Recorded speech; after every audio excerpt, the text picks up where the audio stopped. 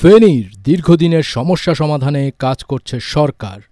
ত্রাণ ও দুর্যোগ ব্যবস্থাপনা উপদেষ্টা ফারুকী আজম বলেন, ফেনীর মুহুরী, কহুয়া ও সিলোনিয়া নদীর ৭,৩৪০ কোটির প্রকল্পটি সেনাবাহিনীকে দিয়ে বাস্তবায়ন করার কথা ভাবছে সরকার।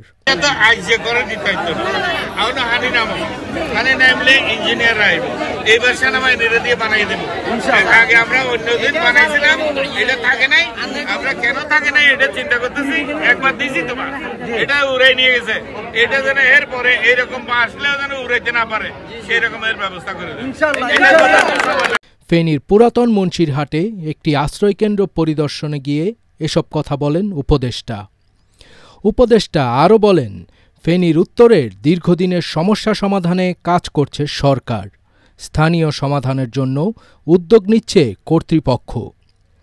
এ সময় বন্যা দুর্গতরা পর্যাপ্ত ত্রাণ ও সহায়তা না পাওয়ায় উপদেষ্টার কাছে ক্ষোভ প্রকাশ করেন। এ সময় আরও উপস্থিত ছিলেন ফেনী জেলা প্রশাসক সাইফুল ইসলাম, পুলিশ সুপার হাবিবুর রহমান সহ জেলার ঊর্ধ্বতন কর্মকর্তারা। ফেনীর বন্যা পরিস্থিতি এখন উন্নতির দিকে। কমতে শুরু করেছে বানের পানি।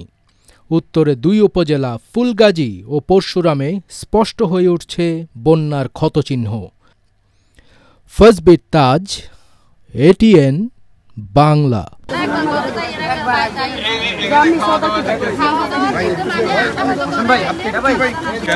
এখানে যারা আসে আমরা নিজেরা পাক করি, স্যার।